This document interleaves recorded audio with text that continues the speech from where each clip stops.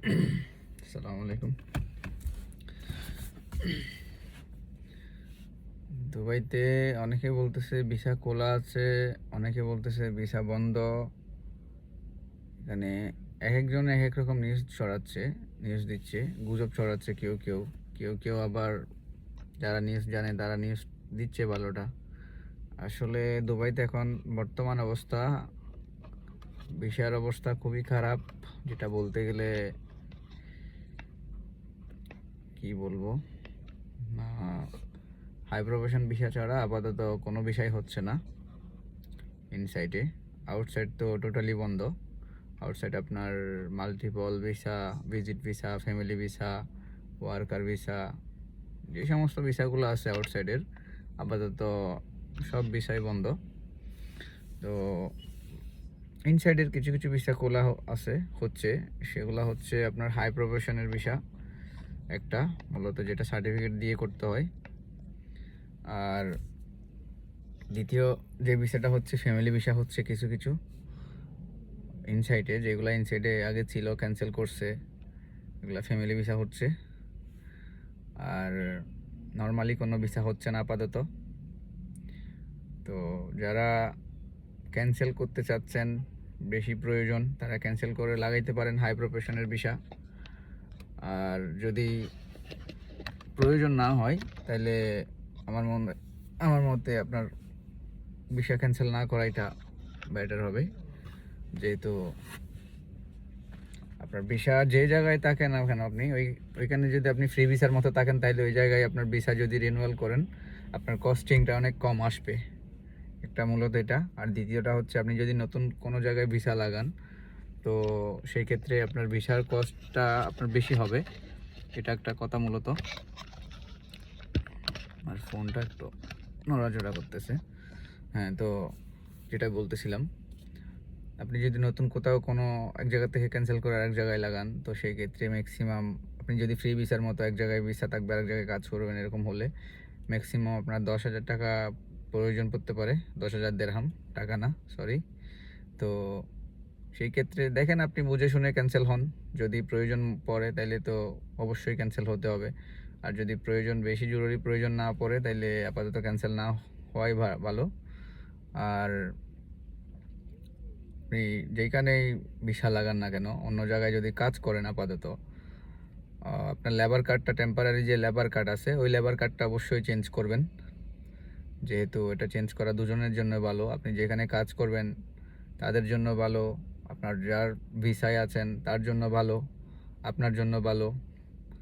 আমরা যে free visa বলি না, এটা কিন্তু আসলে এখানে ফ্রি ভিসা বলে কোনো ভিসাই নেই দুবাইতে, আবুধাবিতে, অল ইউএইতে কোনো ফ্রি ভিসা নামে ভিসা নাই। এটা নামটা আমরাই দিয়েছি, ফ্রি ভিসা। আপনি এক জায়গায় ভিসা লাগাবেন, তারপরে আপনি যেটা ইচ্ছে আপনি সেটা করতে পারেন আপনার মতো করে। আপনি চাইলে আপনি অন্য বিজনেস করতে পারেন, অন্য কোথাও কাজ করতে পারেন, যে এভরিথিং, যে কোনো কিছু করতে পারেন। তো সেটা কিন্তু আমাদের দিক থেকে ফ্রি ভিসা হইলেও, এটা কানুনের যে লর দিক থেকে, এমারতের যে ল আছে, লর দিক থেকে হচ্ছে এটা অলিগ্যাল। তো সেক্ষেত্রে এটা আপনি তো এটা করতেছেন, অপরাধ করতেছেন একটা। তো সেক্ষেত্রে আপনাকে যদি ধরতে পারে, আপনাকে নো এন্ট্রি দিয়ে এক্সিট করতে পারে, দেশে পাঠাই দিতে পারে, এরকমও শোনা যাচ্ছে এখন। আগে কিন্তু ছিল না, এখন সাধারণ কমার পরে অনেকে শুনতেছি আর কি, এরকম অনেক জায়গায় নাকি হয়েছে। বিস্তারিত অতটুকু জানি না, যতটুকু ইনফরমেশন আছে আপনাদেরকে দিচ্ছি। তো সাবধানে থাকবেন। যারা ভিসা লাগাইছেন, ফ্রি ভিসার মতো বাইরে কাজ করতেছেন, আপনি যেখানে কাজ করেন অন্য লাইসেন্স থেকে, আপনি মনে করেন এক জায়গায় ভিসা লাগাইছেন, আপনি দুবাইয়ের ভিসা আবুধাবিতে কোনো একটা দোকানে বা কোনো একটা কিছুতে, ক্যাফটেরিয়াতে বা বাকালাতে কাজ করতেছেন, যতটুকু সম্ভব পারেন আপনি ওই লেবার কার্ড, 1 বছরের একটা টেম্পারারি লেবার কার্ড থাকে, ওই লেবার কার্ডের খরচ হচ্ছে আপনার চেঞ্জ করতে 450, 450, 460, 70 এরকম লাগতে পারে। তো এটা চেঞ্জ করে নেবেন যতটুকু সম্ভব হয়। এটা চেঞ্জ করে নিলে মনে করেন আপনি লিগাল, এটা একটা কথা। তখন আপনার আর ভয় থাকবে না, আপনি কাজ করতে পারবেন অনায়াসে। আর যদিও তা না করেন, ধরেন আপনি দুবাইয়ের ভিসা, আপনি আবুধাবিতে এসে কাজ করতেছেন কোনো দোকানে বা কোনো বাকালাতে, কোনো ক্যাফটেরিয়াতে, সেই ক্ষেত্রে আপনার কিন্তু জরিমানা হইতে পারে বড় ধরনের। সেটা হোক আপনার যে দোকানের মালিকের কাছে কাজ করেন ওর উপরে হইতে পারে, আপনি যে লাইসেন্সের ভিসা ওই লাইসেন্সের উপরও হতে পারে, প্লাস আপনাকে এক্সিট করে দিতে পারে এমআরও থেকে। বিভিন্ন রকমের সমস্যা হতে পারে। তো আগে কিন্তু এই সমস্যাগুলো ছিল না, খুবই কম ছিল। আপনি বৈধ থাকলেই হয়েছে, আপনার আইডি কার্ড কখন আপনাকে ধরছে, আপনার আইডি কার্ড শো করলে আপনাকে ছেড়ে দিত এরকম। এখন কিন্তু অনেকগুলা ছাড়তেছে না, বলতেছে এগুলো এক্সিট করে দিচ্ছে। অনেকের কাছ থেকে শুনতেছি আর কি, যারা জানে এই বিষয়ে। যাদের সাথে হয়েছে তারাই তো জানে, অন্যরা তো কেমনে জানবে এটা। তো অনেকের সাথে হয়েছে এরকম, এক্সিট করে দিছে ধরে, এরপরে ইউএই ব্যান করছে, এরকম বিভিন্ন কাহিনী। তো যতটুকু পারেন সাবধানে থাকবেন। আপাতত আজকে পর্যন্ত ভিসার আপডেট হচ্ছে এইটুকু। আপাতত আউটসাইডের কোনো ভিসা হচ্ছে না। ভিসার যে আপনার রিকোয়ারমেন্ট ছিল আগে, এর থেকে কিছু পরিবর্তন আসছে। এখানে আপনার আগে যে কেউ আপনার ভিসা ইস্যু করতে পারতো, এখন পারবে না। এখন এই ভিসা ইস্যু করতে গেলে আপনার ফ্রেন্ড হইতে হবে, রিলেটিভ কেউ হইতে হবে, এটার কোনো প্রুফ দিতে হবে আপনি যে তার ফ্রেন্ড বা রিলেটিভ।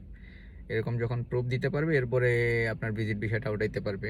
এখনও মেবি হচ্ছে না, যদি হয় আর কি। হচ্ছে অন্য কান্ট্রির হচ্ছে, কিন্তু বাংলাদেশের জন্য আপাতত না, বন্ধ আছে ভিসা। যখন চালু হবে তখন আপনার এই যে যে ডকুমেন্ট রিকোয়ারমেন্ট, এগুলো কিন্তু চেঞ্জ হয়েছে, আগের মতো নাই।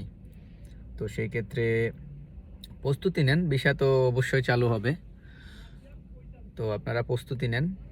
আর বিশেষ করে আসার আগে কোনো একটা স্কিল আপনি জব্দ করবেন, সেটা হোক মুখের ভাষা, সেটা হোক আপনার হাতের কাজ, যে কোনো একটা কিছু আপনি জব্দ করে আসবেন ইউএইতে, যতটুকু চেষ্টা করেন। যদি আপনি কিছু না জেনে এখানে আসেন, এখানে এসে আপনাকে কামলাগিরি করা ছাড়া আর কোনো রাস্তা নাই। ঠিক আছে, আপনি কামলাগিরি করতে হবে। তো যদি আপনার ভালো ল্যাঙ্গুয়েজের আপনার দক্ষতা থাকে, ইংলিশের, বা আপনার মোটামুটি হিন্দি তো বলতে পারবেন আসার পরে, না পারলেও কিছুদিন যাওয়ার পরে। তো এগুলো একটু জব্দ করবেন যতটুকু পারেন। আর দ্বিতীয় কথা হচ্ছে, হাতের যে কোনো একটা স্কিল শিখে আসবেন। এটা শিখে আসলে আপনার জন্য ভালো। আর আসার সময় যদি পারেন দেশের লাইসেন্সটা কালেক্ট করে নিয়ে আসবেন, অরিজিনাল লাইসেন্স। এটা কালেক্ট করলে আপনার লাইসেন্স নিতে আপনার সুবিধা হবে, গোল্ডেন চান্সে আপনি লাইসেন্স নিতে পারবেন, যদিও ভালো গাড়ি চালাইতে পারেন। ঠিক আছে, না পারলেও সমস্যা নাই, এখানে এসে আপনার ধরেন কিছুটা খরচ সেভ হবে। আপনি যদি গোল্ডেন ট্রাইতে ফাইল ওপেন করেন, পরবর্তীতে আপনার কিছুটা সেভ হবে। তো এই কাজগুলো মাথায় রেখে আপনারা আগান, ইনশাল্লাহ ভিসা খুলবে, ভিসা অবশ্যই ওপেন হবে, কিন্তু একটু সময় নেন, অপেক্ষা করেন। আসসালামু আলাইকুম।